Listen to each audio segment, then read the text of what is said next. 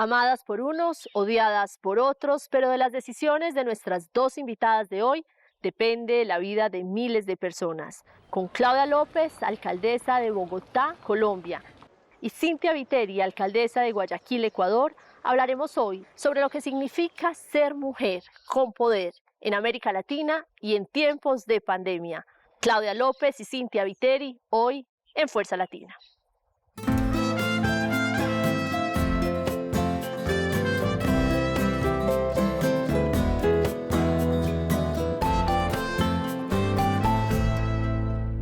Bogotá escogió una historia de vida, escogió el liderazgo de una mujer luego de centurias de gobierno, de hombres, casas y cunas políticas. Claudia López es alcaldesa de Bogotá desde el 1 de enero del año 2020. Con su elección se convirtió en la primera mujer y primer miembro de la comunidad LGTBI en ocupar este cargo.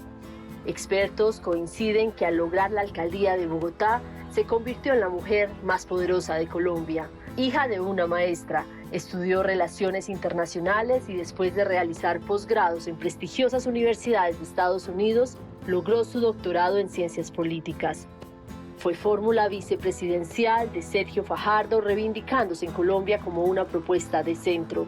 Ha sido congresista y se hizo célebre por investigar y denunciar como académica y después como congresista los vínculos de políticos con paramilitares y narcotraficantes.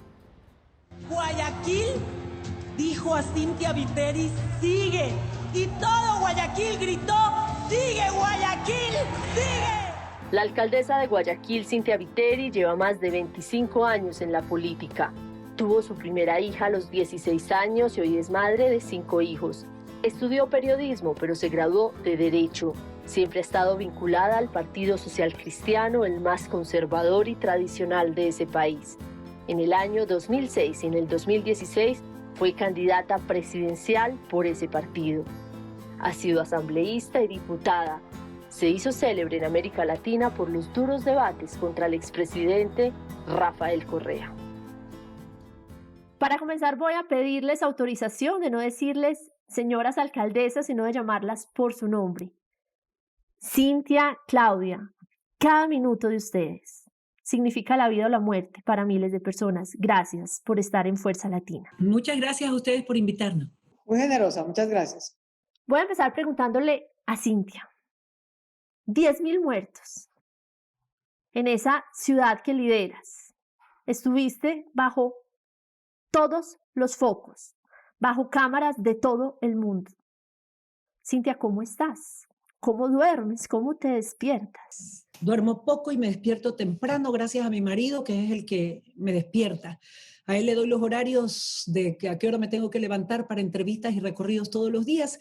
Pero lo interesante aquí, Natalie, es que como municipio, no sé si le pasa a Claudia, nosotros no teníamos la responsabilidad de la sanidad en la ciudad de Guayaquil. Yo soy alcaldesa y mis funciones son agua potable, alcantarillado, transporte, mercados, recolección de basura, obra pública, pero no la salud. Vino la pandemia que cayó realmente como una sorpresa que nos dejó congelados a todos y vimos morir en las calles sin oír un solo disparo a la gente en la calle, fuera de los hospitales, en las casas, en todo lado. Y nadie sabía, sobre todo el gobierno central, qué hacer. Todos los hospitales abarrotados, nadie sabía qué hacer, nadie recogía cadáveres. Y dentro de todo esto, yo fui una de las primeras infectadas. Mi marido se infectó, estuvo muy grave, mi familia también toda. Y desde esta misma oficina empezamos a trabajar como municipio en otra cosa, Claudia. Destiné 35 millones que eran para obra de la ciudad de este año que cumplimos 200 años de libertad y 50 millones más, en total 85 millones para la crisis sanitaria. Y entendimos algo, que había que salir a buscar a los enfermos y no esperar en las emergencias cuando ya estaban muy graves, cuando ya no había nada que hacer. Guayaquil dejó de huir del enemigo, se dio la vuelta y empezó a perseguir al enemigo casa por casa para poder llegar antes de que el paciente se le compliquen los pulmones, darles medicina, oxígeno y salvarles la vida. Formé un ejército de 500 médicos y salimos casa a casa a hacer el tamizaje, pruebas rápidas, medicamentos, 25 ambulancias, esto con $0 del gobierno a quien le correspondía. ¿Y sabes cuánto me debe? Nos debe de nuestras rentas, que no son de ellos, que es la plata que Guayaquil produce, que según una ley perversa hace que se las mandemos al gobierno central y que después el gobierno central nos las regrese 3 meses, $100 millones. Claudia, a ti, te hemos seguido. Muchos periodistas colombianos, la mujer que le cantó la tabla al expresidente Álvaro Uribe, que le canta la tabla a ex guerrilleros y grupos ilegales, a los políticos corruptos, y de pronto escuchamos una voz con ganas de llorar. ¿Cómo estás? Estoy bien, Natalia, muy querida. Muchas gracias a Cintia, qué gusto conocerla. La he seguido, la he visto dando esa batalla extraordinaria en defensa de la vida en su ciudad. Aquí hemos estado en lo mismo y creo que a todos nos ha tomado por sorpresa, nos ha avasallado un poco, nos ha retado no solo laboral y profesionalmente, sino sobre todo humanamente. Nadie está preparado para ver sufrir y enfermarse y morir a miles de personas. Ese es un dolor para el que nadie está preparado, nadie.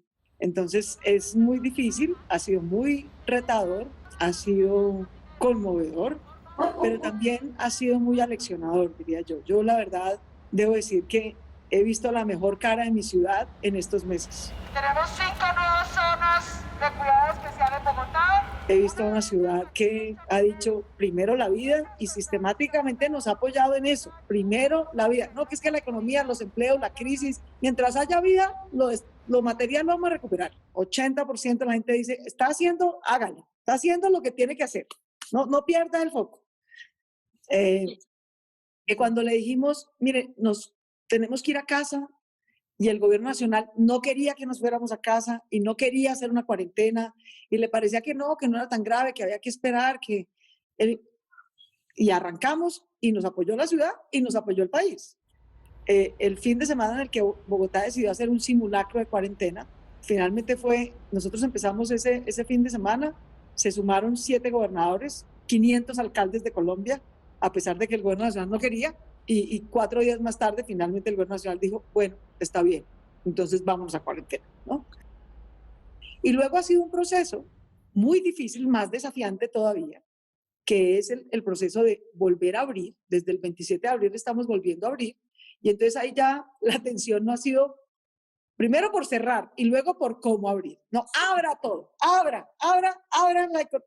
Y yo he dicho, un momentico, despacio, que es que cuidar a 8 millones de personas no es fácil. Al igual que Claudia, yo formé 3 mesas. La mesa que se encarga de contar a las personas que han muerto, la mesa de los epidemiólogos y la mesa de los vivos, que es la que reparte los alimentos, trata de mantener a las personas en la casa, llevándole todos los que necesitan.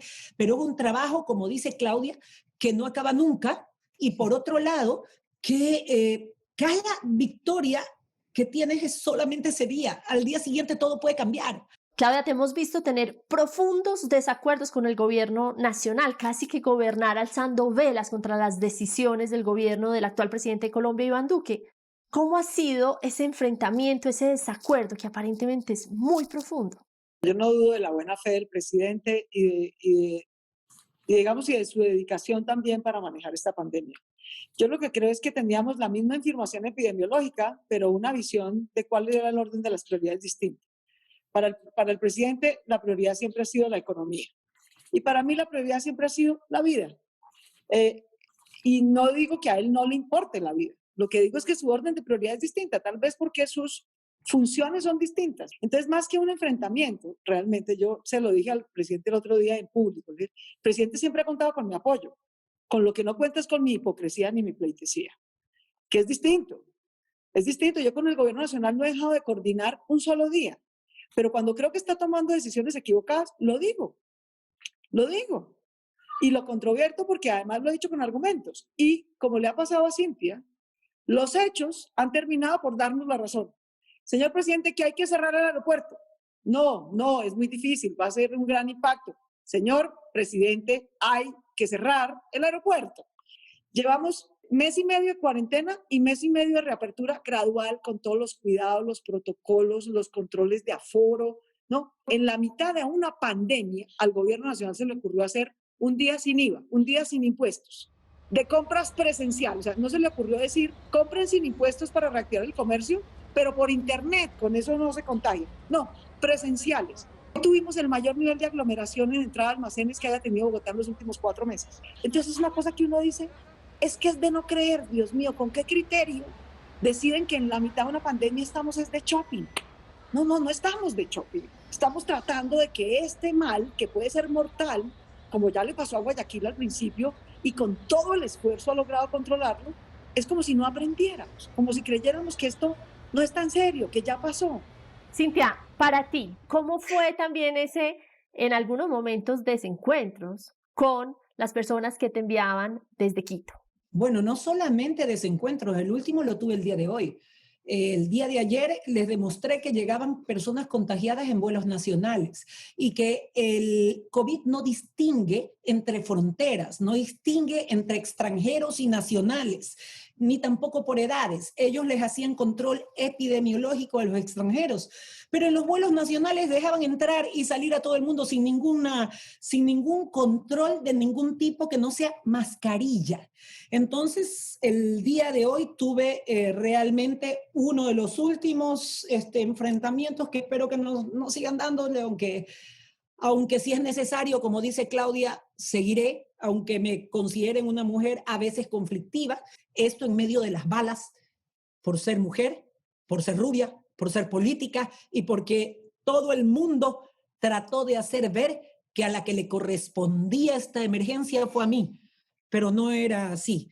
Cintia, Claudia, cuando ustedes nos dieron la alegría de aceptar esta invitación a Fuerza Latina, les dijimos que esto no era un balance de su gestión, si lo han hecho mal o lo han hecho bien, eso lo dirá la historia. Pero yo sí quisiera preguntarles, ¿qué les ha enseñado a ustedes como mujeres, como lideresas, como madres o como compañeras esta experiencia?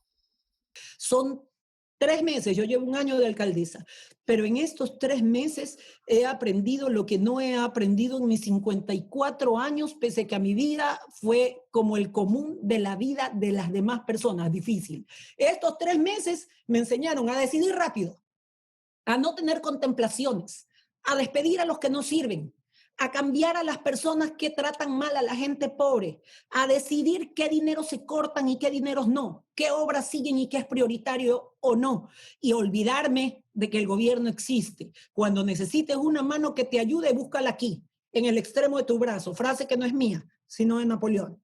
Claudia, a ti, como ser humano, ¿cuál ha sido ese hecho, esa imagen, ese episodio que vas a recordar toda tu vida de esta experiencia, si es que así puede llamarse?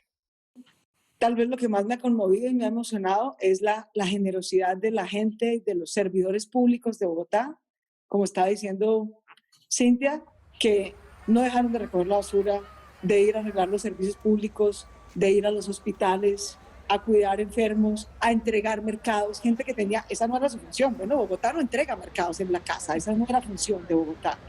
Esto ha sido no solamente la operación de salud pública más impresionante en la historia de Bogotá, sino la operación social más impresionante en la historia de Bogotá.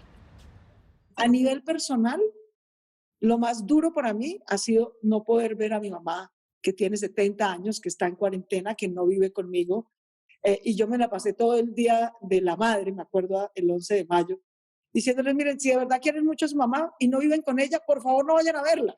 Lo más duro para mí ha sido eso. Yo tengo una relación muy bella con mi madre, soy su hija mayor, y pues ha sido muy duro no poderla ver en 3 meses, pero sé que es la mejor manera de cuidarla y que ya llegará un momento en el que lo podremos hacer en mejores condiciones.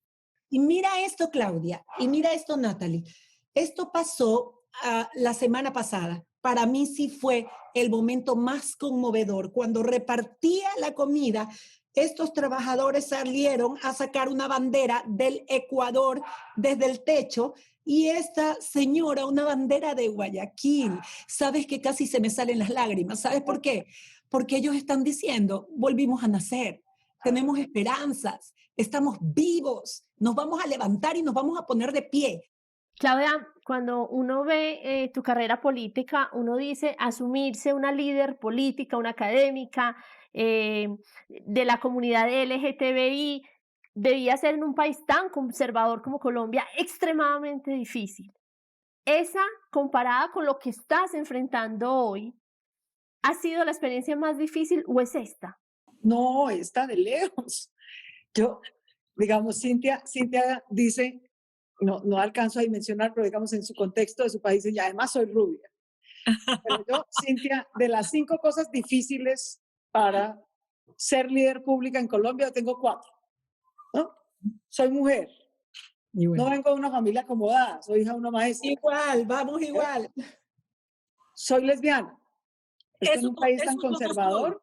Yo, en cambio, he tenido 3 maridos. Cada quien tiene sus vainas. No hago nada conservadora. Hay 5 hijos. Exacto. Soy de centro izquierda, lo cual, digamos, no es Yo exactamente de centro derecha, o difícil. como se diga ahora. Y Ideologías. no me falta sino ser afroindígena, que sería otra gran limitante. Digamos, más que una limitante, ha sido un desafío, pero ha sido profundamente formador en mi vida. Luchar contra la discriminación o por ser mujer, o por ser hija de una maestra, o por ser LGBT, me ha dado el carácter que tengo y la fortaleza que tengo. Al contrario, eso más es lo que me ha nutrido que lo que me ha, digamos, disminuido. En cambio, este es un desafío enorme, porque es que un poco mi compañera de vida, que se llama Angélica Lozano, senadora en Colombia, tiene un dicho, ¿no? O sea, mi epitafio va a ser, salí a deber. O sea, no importa qué hagamos, siempre salimos a deber, ¿no? Siempre salimos Buena. Pero acostarse todos los días con la angustia de, no tengo la certeza de qué va a pasar mañana. En cualquier momento puede haber un brote y se lleva la vida de miles de personas. Yo les decía, cuando Natalia decía que se me quebró la voz, en algún momento yo les dije en una entrevista, miren, es que hasta para morirse hay límites, ¿sí? Esta ciudad puede tener 300 cuerpos refrigerados un día. Si se muere la persona 301, no tenemos dónde refrigerarla. Va a ser un drama. De verdad que esto ha sido más difícil que cualquier cosa en mi vida. Cualquier cosa en mi vida. Pero también estoy segura y aspiro a eso, a que de esto seamos mejores seres humanos, mejores personas, que aprendamos a valorar lo que más nos importa, a compartir, digamos, valores que antes no tendríamos, a cambiar hábitos de vida, porque de lo contrario el siguiente virus de verdad nos va a moler. Cintia, muy rápidamente, no para la alcaldesa, sino para la mujer, para la mamá, para el ser humano que se acuesta absolutamente agotado cada noche. ¿Qué ha sido el momento más difícil y más aleccionador, en palabras de Claudia, que viviste mientras se te iban muriendo 1.000, 2.000, 3.000, 4.000, 10.000 personas en tu ciudad? El abrir mi celular todas las mañanas para ver las fotos de las personas que murieron, que trabajaban para mí en el municipio. Fueron 50. Murió mucha gente que ayudó a levantar cadáveres que no era su función, que recogía basura y que nunca paró de recoger basura, que nunca dejó de vender alimentos. Mi peor momento fue tratar de abrir los ojos cada mañana y saber si mi marido dejó de respirar durante la madrugada. Mi peor momento fue cada vez que prendía la televisión y decían cuántos habían muerto ese mismo día. Eran cifras que no cabían en mi cabeza. ¿Cómo es posible que en un día mueran casi 800 personas? ¿Cómo es posible? ¿A dónde las ponen? Como decía Claudia, hasta para morir hay un límite. Secuestraron los cadáveres porque les cobraban a las familias para poder entrar a los contenedores y que cada uno abra una funda y pueda reconocer a su muerto. A otro le dieron 3 lugares donde estaba su familiar, una cajita con cenizas, después su nombre en una tumba y después la lista que estaba dentro de un contenedor. Por eso es que lo que tú dices, que hasta para morir hay límites, aquí no hubo límites jamás y hay 100 personas muertas que todavía no se encuentran. ¿Qué día es el más difícil? Claudia, hoy, ayer, anteayer, desde que empezó esta pesadilla, que no sé cuándo termine. Cintia, a pesar de ese trabajo enorme, indudablemente quijotesco, hay muchos editoriales, periodistas, críticos que dicen que las decisiones fueron tomadas tardíamente y que hubo falta de liderazgo. ¿Qué dices tú a ese respecto? Sabes que no tengo tiempo para pensar en ellos. Tengo muchos vivos y enfermos que atender. Déjalos a ellos, tienen tiempo para escribir. Claudia, ¿y tú qué les dices a quienes dicen, ella pues ha discriminado a nuestros hermanos venezolanos, hubiera podido hacer más y mejor? Claudia se ha equivocado por arrogancia, por petulancia. Claudia ha enfrentado de forma equivocada el gobierno nacional, ha creado discordia. No, yo respeto la controversia, digamos, no. Acepto con humildad los errores. Seguro que hay muchas cosas que hubiera podido hacer mejor, seguro que sí. Pero todo lo que he hecho, lo he hecho con rigor, lo he hecho basado en evidencia, lo he hecho para producir los mejores resultados y hasta ahora los hechos nos demuestran que teníamos razón, que las batallas que dimos eran batallas que había que dar y que siempre es más fácil acertar no haciendo nada. Hemos salvado vidas gracias al rumbo que tomó Bogotá. Colombia va también en un mejor rumbo. Hemos compartido con las demás ciudades que también han tenido mejores aciertos que nosotros. Hemos aprendido de Medellín, hemos aprendido de Guayaquil, hemos aprendido de los que tienen mejores o otro tipo de indicadores que los nuestros, porque de todo se aprende en la vida. En la vida no se aprende de hacerlo todo bien. En la vida se aprende de aprender a acertar y a fallar y a volver a intentar. Claudia, para cerrar esta entrevista, has preguntado, has dicho y has mencionado la necesidad de que salgamos de esta pandemia siendo mejores personas. ¿En qué se traduce eso? A mí me parece que es impajaritable que Bogotá y Colombia tengan que hacer un nuevo contrato social y ambiental. Nosotros no podemos tener estas brechas y esperar a que una pandemia nos las ponga de frente y nos haga la vida más difícil. Hay que cerrarlas, hay que cobrar un impuesto al patrimonio, hay que tener políticas redistributivas, hay que tener una renta básica universal para los ciudadanos más pobres, hay que tener un sistema del cuidado para las mujeres, hay que cerrar la brecha digital en la educación y eso requiere políticas públicas distintas y ciudadanos que den esas prioridades. Cuando yo digo mejores ciudadanos, son ciudadanos que tienen la conciencia, la cultura ciudadana y la voz política de decir, ¿saben qué? Vamos a cambiar las prioridades públicas. Cintia, ¿qué esperas? ¿Qué esperas para el mundo post-pandemia? ¿Y cómo lo leerías, lo verías y lo vivirías desde Guayaquil? Todo cambió aquí, Natalie, cambió para el mundo entero. Claudia ya tiene la experiencia de las ciclorrutas, pues Guayaquil se vio volcada a la necesidad post-COVID de hacer los primeros 100 kilómetros de la ciclorruta. Estamos trabajando en eso y estamos... Yo soy una biciusuaria total, así que te animo totalmente a hacerlo. Sí, y lo otro es que estamos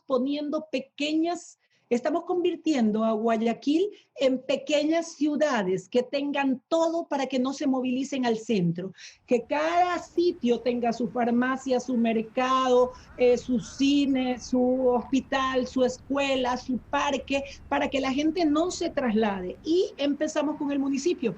Ya empecé los primeros 8 municipios divididos en toda la ciudad para que la gente no tenga que venir al centro a hacer sus trámites, por lo tanto no cogen buses, por lo tanto no se contagian, por lo tanto los ciclistas van más seguros. Y la tercera, yo amo lo verde, así es que llenaré de verde esta ciudad porque a las que he viajado, 2 ciudades que he viajado, me impresionaron muchísimo y ya empezamos los contratos para poder llenar parterres, avenidas, barrios y todo de árboles.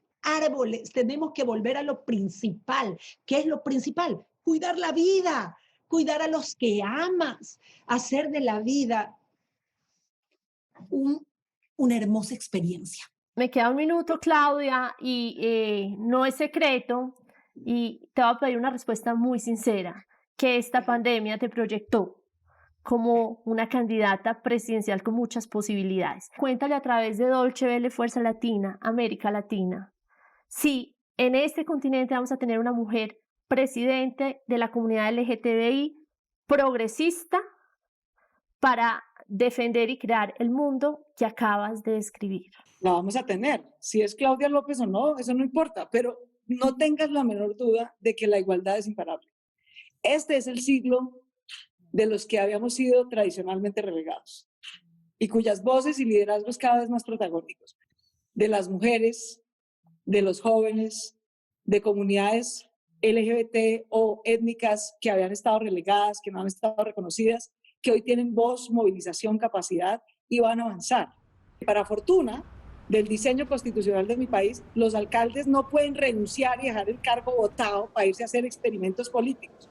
¡Qué bueno! Y yo sería alcaldesa, por favor, este es el honor de mi vida, ser la primera mujer alcaldesa de Bogotá. ¿Cómo se les ocurre que voy a dejar el puesto tirado? Así que yo aquí voy a estar hasta el último día que mis ciudadanos me dieron el honor de tener este puesto. Sin duda, seguramente saldré con mucha más experiencia y no tengo muy claro si lo que quiero ser es la primera mujer presidenta o realmente la segunda mujer directora de la mejor universidad de Colombia, que es la Universidad Nacional. Porque te quiero decir algo muy francamente, esta ha sido una experiencia maravillosa, pero esto es a costa de la vida de uno. Yo quiero tener un hijo, yo quiero terminar otras cosas que quiero hacer en la vida y no sé muy bien si este nivel de voltaje sea compatible con las cosas que a mí realmente me hacen más feliz en la vida. No estoy muy segura si quiero volver a no tener vida 4 años más de mi vida. Cintia, Claudia, por sus aciertos, pero también por lo que nos enseñan los desaciertos. Muchísimas gracias por inspirar tantas mujeres en el continente y por estar hoy en Fuerza Latina. Muchísimas gracias.